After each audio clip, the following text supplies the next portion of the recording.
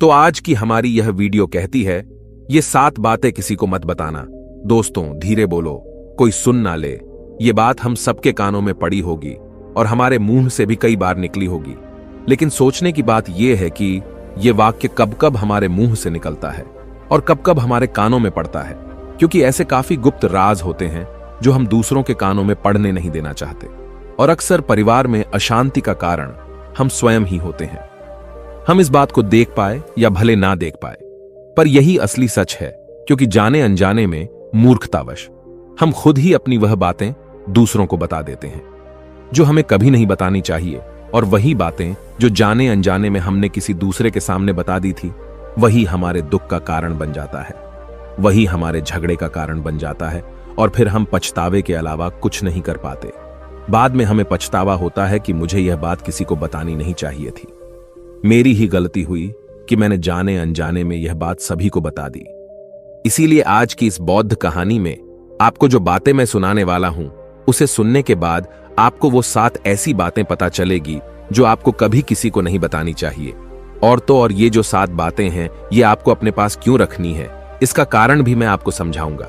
इन 7 बातों के अलावा अगर आपको लगता है कि कोई बात ऐसी है जो मुझसे छूट गई है, तो कमेंट सेक्शन में जरूर बताना। इससे पहले कि आप इस बौद्ध कहानी में खो जाए, इस चैनल को सब्सक्राइब जरूर कर लें। तो चलिए कहानी शुरू करते हैं। एक समय की बात है, एक नगर में रामू नाम का एक युवक रहता था। वह युवक बहुत गरीब था, कुछ पैसा नहीं था। उसके पास 2 वक्त की दाल रोटी भी बड़ी मुश्किल से उसे नसीब होती थी। किसी काम की तलाश में दिन रात खोज करने पर भी उसे कोई काम नहीं मिल रहा था। फिर एक दिन उसने अपनी पत्नी के सामने अपनी सारी समस्या बता दी। उसने अपनी पत्नी को कहा, मैं जिस जगह भी काम मांगने के लिए जाता हूं, तो हर कोई मुझे यह कहकर काम नहीं देता कि हमारे यहां काम की जरूरत नहीं है। मैं काम की तलाश कर करके थक चुका हूं। मुझे समझ नहीं आता कि मैं तुम लोगों का पेट कैसे भरूं, अपने बच्चों को कैसे पालूंगा, और यह चिंता मुझे दिन रात खाए जा रही है। यह सुनकर उसकी पत्नी ने कुछ सोचकर कहा, तुम एक आदमी के पास सिर्फ एक बार ही काम मांगने के लिए जाते हो, और जब वह काम नहीं देता तो तुम दोबारा उसके पास नहीं जाते। अगर तुम्हें उनसे काम लेना है तो तुम्हें हमदर्दी जतानी होगी, तुम्हें उनसे हमदर्दी हासिल करनी होगी, अपनी गरीबी दिखानी होगी, ताकि वह लोग तुम्हारी मजबूरी समझकर तुम्हें काम पर रख ले। इसलिए शर्म मत करो, उन्हें अपनी मजबूरी बताओ, अपनी गरीबी बताओ, और इसी उपाय से तुम काम पा सकते हो। यह बात रामू के मस्तिष्क में बैठ गई।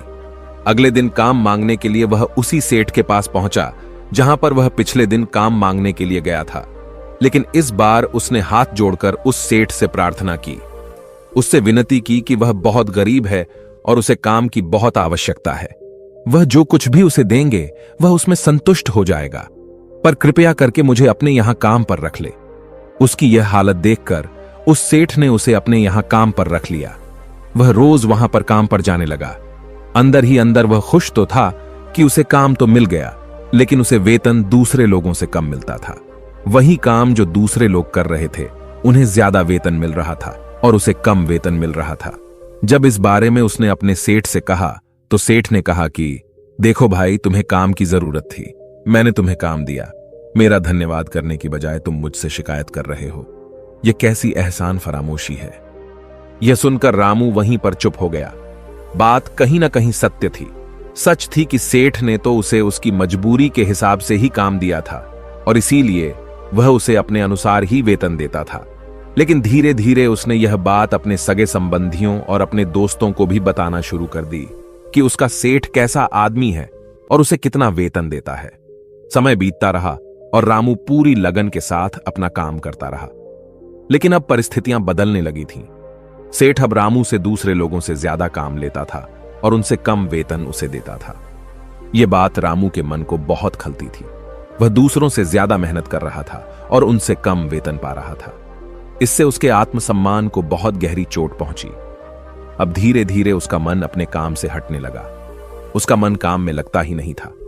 जाहिर सी बात है कि ऐसी जगह किसका मन लगेगा जहां आदमी को अपने आत्मसम्मान के साथ समझौता करना पड़े। इसीलिए जल्द ही उसने अपना काम छोड़ दिया और वह घर पर आकर खाली बैठ गया। अब उसके पास घर का खर्चा चलाने के लिए भी पैसे नहीं बचे थे। इसीलिए उसने अपने सगे संबंधियों और अपने दोस्तों से सहायता मांगनी शुरू की। लेकिन उसके दोस्त उसके सामने तो उसे दया का पात्र समझते थे। उसे दिलासा देते थे, लेकिन पीछे से उसका मजाक उड़ाते थे। वह कहते थे, कितना बेवकूफ है, सेठ ने इतना काम लिया और बेचारे को पैसे भी नहीं दिए। अरे हम इसको पैसे दे दें तो ये कल हमारा भी पैसा नहीं वापस कर पाएगा। इसकी ऐसी हालत है, काम तो इसके पास कुछ है नहीं, पैसा कहां से लाकर देगा। और इसी वजह से रामू की हालत दिन पर दिन खराब होती जा रही थी। अब वो दिन रात तनाव में रहने लगा। वही दोस्त, वही सगी संबंधी जो उसके अपने होने का दिखावा करते थे, वो उसे दया का पात्र समझ रहे थे। उन्हें उसके ऊपर तरस आ रहा था। सब लोग आकर उसे ज्ञान तो बहुत देते थे, लेकिन कोई सहायता नहीं करता था। और अक्सर ऐसा ही होता है, ज्ञान देने वाले तो बहुत मिल जाते हैं, लेकिन मदद करने वाले, उंगली पकड़कर, हाथ पकड़कर आगे चलाने वाले कितने लोग मिलते हैं।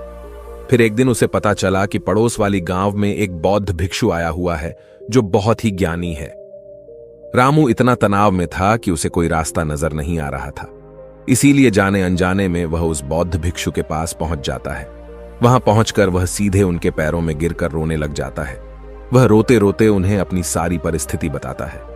उसे बताता है कि किस तरह उसके सेठ ने उसका फायदा उठाया और उसके सगे संबंधी उसके साथ कैसा व्यवहार रखते हैं। सारी बातें सुनकर बौद्ध भिक्षु ने उसे चुप कराते हुए कहा, बेटा, ये सारी समस्याएं तुम्हारी बुद्धिहीनता, तुम्हारी मूर्खता के कारण उत्पन्न हुई है। अगर तुम्हारे अंदर समझ होती और तुम समझदार होते तो इनमें से एक भी समस्या तुम्हारा मन को दुखी नहीं कर सकती थी। लेकिन तुमने अपने अविवेक के कारण, अपनी मूर्खता के कारण खुद ही अपने रास्ते में कांटे बिछा दिए। परंतु आज मैं तुम्हें 7 ऐसी बातें बताने जा रहा हूं जो भूल कर भी किसी को मत बताना। और इन बातों का अनुसरण करते हुए तुम बाहर से मिलने वाले दुखों को तो दूर कर ही सकते हो जो बेवजह दुनिया की वजह से तुम्हारे अंदर पनपते हैं। पहली बात जो किसी को नहीं बतानी चाहिए वह है अपनी मजबूरी। अपनी मजबूरी का दिखावा करके दूसरों का दया पात्र बनकर उनकी सहायता लेने की गलती कभी मत करना। हो सकता है कि आज वह तुम्हारी मजबूरी देखकर तुम्हारी सहायता कर दे, लेकिन कल वह तुम्हारा फायदा उठाने से भी नहीं चूकेगा। और अगर फायदा भी नहीं उठाया तो दूसरों के सामने तुम्हारा मजाक बनाने में वह आदमी कभी नहीं झुकेगा। इसीलिए कभी भी अपनी मजबूरी का दिखावा मत करो। अगर घर में 2 रोटी है, सूखी रोटी है, तो वहीं खाकर सो जाओ, लेकिन दूसरों को इसके बारे में भनक तक नहीं लगनी चाहिए। जरा आप खुद सोचो, मजबूरी बताने का क्या कारण होता है एक इंसान का? या तो वह दूसरों से सहानुभूति हासिल करना चाहता है या उनसे कोई आर्थिक मदद चाहता है। लेकिन अगर दोनों ही परिस्थितियों को आप देखें तो दूसरा आदमी आपका फायदा उठाने से नहीं चूकेगा। और अगर वह फायदा नहीं भी उठाएगा तो अपनी नजर में तो वह आपको मूर्ख ही समझेगा, बेवकूफ समझेगा, और दूसरों के सामने आपका मजाक तो जरूर बनाएगा। इसीलिए अपनी मजबूरी के बारे में कभी किसी को मत बताना। दूसरी बात जो किसी को भी नहीं बतानी चाहिए वह है अपनी अतीत की गलतियां और भविष्य की रणनीतियां। जरा सोचो कि अगर हम अपने अतीत की गलतियां किसी दूसरे को बताते हैं तो उसका क्या प्रभाव होगा। वह गलतियां तो ठीक नहीं की जा सकती, जाहिर है, तो उन्हें बताने का क्या कारण रह जाता है? आप अपने अंधेरे पक्ष को खुद दुनिया के सामने बता रहे हो, खुद अपनी गलतियां दूसरों के सामने बता रहे हो। इससे उस आदमी की नजर में आपका चरित्र कमजोर हो जाएगा और वह भविष्य में हमेशा आपको उसी नजरिए से देखेगा। इसीलिए किसी भी आदमी की नजर में अपना चरित्र गठित मत होने दो। और जरा सोचो कि आप व्यर्थ में ही अपने भविष्य की रणनीतियां दूसरों के सामने बता रहे हो। जो लोग आपके काम का हिस्सा ही नहीं है, उनके सामने अपने भविष्य की रणनीतियां, अपनी डींगे हाँकने का क्या फायदा? वह लोग आपकी सहायता तो नहीं करेंगे, लेकिन आपकी भविष्य की रणनीतियों में बाधा जरूर बन सकते हैं। आप खुद अपनी विवेक का इस्तेमाल करिए और सोचिए कि आपके साथ भी ऐसा हुआ है कि आपने अपनी भविष्य की रणनीति किसी को बताई हो और वह कामयाब ही ना हुई होगा। जरा गौर से सोचिए। तीसरी बात जो किसी को नहीं बतानी चाहिए वह है अपने घर की बातें। जो भी हमारे घर के अंदर हमारी परिवार के साथ होती है, हमारे माँ बाप के साथ, हमारी पत्नी के साथ, हमारे बच्चों के साथ, वह बातें परिवार तक ही सीमित रहनी चाहिए। अगर आप इन बातों का दूसरों के सामने ढिंढोरा पीटते हो तो दूसरों को आपके घर में घुसने का एक मौका मिलता है और वह इसका फायदा उठाने का कभी नहीं चूकते। वे आपके परिवार के सदस्यों को आपसे दूर ले जाने की कोशिश करेंगे। अक्सर ऐसा होता है। हम समाज में देखते हैं कि हम अपने घर के झगड़ों को कम करने के लिए उन झगड़ों को अपने पड़ोसियों और दूसरे सगे संबंधियों को बताते हैं, लेकिन इससे आपको सहायता कभी नहीं मिली होगी, बल्कि आपके घर की लड़ाई झगड़े और ज्यादा बढ़ गए होंगे और वह जाहिर है कि बढ़ेंगे। अगर आप अपने माँ बाप की बात दूसरों को बताएंगे तो आपकी माँ बाप को बुरा लगेगा। यही कि हमारा बेटा हमसे बताए बगैर दूसरों को ये बातें बता रहा है। इसीलिए अपने घर की बातें और अपने घर की लड़ाई झगड़े किसी के सामने मत बताना। अगली बात जो मैं आपको बताने जा रहा हूं, जो किसी को नहीं बतानी चाहिए, वह सुनने पर बहुत अजीब लग सकती है, और वो है कि आप अपनी आमदनी किसी को मत बताना। अब अपनी आमदनी ना बताने के पीछे क्या कारण हो सकता है? जरा सोचिए कि आप अपनी आमदनी अपने दोस्तों को बता देते हैं, तो इस हालात में केवल दो बातें हो सकती है। या तो आपकी आमदनी उनसे ज्यादा हो सकती है, या तो फिर आपकी आमदनी उनसे कम हो सकती है। अगर आपकी आमदनी उनसे ज्यादा है, तो जब आपके दोस्तों को जरूरत पड़ेगी तो वह सिर्फ आपको ही याद करेंगे, क्योंकि उनको पता है कि अगर आपकी आमदनी ज्यादा अच्छी है तो आप ही उनकी मदद कर सकते हैं, और इसीलिए ज्यादा लोग आपसे सहायता मांगेंगे। और जब आप उनकी सहायता नहीं करेंगे तो वह सोचेंगे कि इस आदमी के पास पैसे हैं, मेरी सहायता कर सकते हैं, लेकिन यह फिर भी मेरी मदद नहीं कर रहा है। और इसीलिए आपकी आमदनी आप दोनों दोस्तों के बीच एक झगड़ों का कारण हो सकती है। और इसी जगह आपकी कम आमदनी होगी तो लोग मजाक उड़ाएंगे, वह आपको कमजोर भी समझ सकते हैं, और ऐसी हालत में बहुत कम लोग मिलते हैं जो आपके पीठ पीछे आपका मजाक न बनाए, और ज्यादा होगी तो सहायता मांगेंगे। तो अपनी आमदनी बताने में दोनों हालातों में आपको ही परेशानी होगी, इसीलिए अपनी आमदनी बताने की कोई जरूरत नहीं है। अगली बात जो मैं आपको बताने वाला हूं, उसे अपनी गांठ बांध लेना और किसी को यह बात मत बताना। अपनी कमजोरी और अपनी ताकत अक्सर इंसान को पता नहीं होता है कि उसकी कमजोरी या उसकी ताकत क्या है, लेकिन अगर आपको अपनी कमजोरी और अपनी ताकत पता है तो पहली बात तो आप बहुत ही बुद्धिमान आदमी हैं, और दूसरी बात कि आपको यह बातें किसी को पता नहीं लगने देनी है, क्योंकि अगर आपकी कमजोरियां दूसरों को पता चल गईं और अगर भविष्य में आप दोनों दुश्मन बन जाते हैं तो वह आपकी कमजोरियों का फायदा उठाएंगे, और अगर उनको आपकी ताकत पता चल गई तो वही ताकत आपकी कमजोरी बन जाएगी, क्योंकि वह ताकत दूसरे आदमी को पता है, और वह ताकत का तोड़ भी आज नहीं तो कल ढूंढ ही लेगा, क्योंकि हर शेर का सवा शेर होता ही है। ऐसा भी हो सकता है कि इसके बाद आपको उनसे हमेशा दब के रहना पड़े।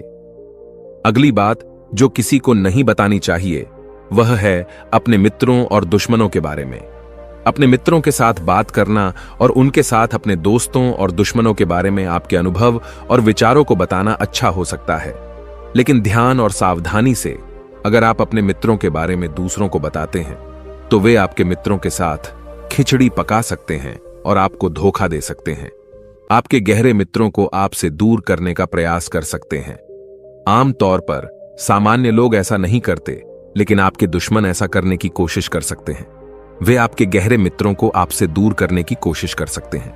दूसरी ओर आपके शत्रु के बारे में भी किसी को नहीं बताना चाहिए, क्योंकि आज का मित्र कल आपका दुश्मन बन सकता है, और वह आपके दुश्मन के साथ मिलकर आपको हानि पहुंचा सकता है और धोखा दे सकता है। इसलिए अपने सबसे अच्छे दोस्तों के बारे में भी अपने दुश्मनों के बारे में कभी बात नहीं करनी चाहिए। आखिरी बात में मैं यह कहना चाहता हूं कि जब आप दान करते हैं तो उसके बारे में भी किसी को मत बताएं, नहीं तो दान करना व्यर्थ हो जाता है, बेकार हो जाता है। जब आप अपने दान का ढिंढोरा पीटते हैं तो आप यह बता रहे होते हैं कि आप कितने बड़े दानी पुरुष हैं, और यह आपके अंदर एक अहंकार पैदा करेगा। इसीलिए दान जितना गुप्त रूप से किया जाए उतना ही अच्छा होता है, उतना ही फलदायी होता है।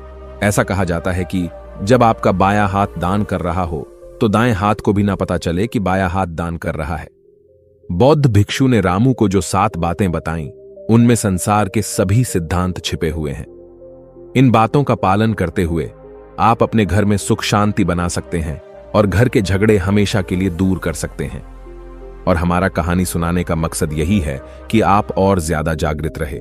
आप खुद उन बातों के बारे में सोचें और हमें कमेंट में जरूर बताएं कि आपको ये बातें सच लगी या नहीं। और इनके अलावा भी अगर आप कुछ जानते जो हम यहां बताना भूल गए हैं तो उन बातों को भी कमेंट सेक्शन में जरूर डालें। उम्मीद है कि आपको यह वीडियो पसंद आई होगी, तो आप हमारे दूसरे चैनल प्रोग्रेस इंस्पायर्ड पर भी एक नजर जरूर डालें, क्योंकि उस चैनल पर आपको बिल्कुल नई और अलग कहानियां मिलेंगी। इसी के साथ मैं आपका शुक्रिया करता हूं पूरी वीडियो देखने के लिए, और वीडियो को एक लाइक करना मत भूलिएगा। तो चलिए मिलते हैं अगली वीडियो में, फिर एक नई कहानी और एक नए मैसेज के साथ। नमो बुद्धाय।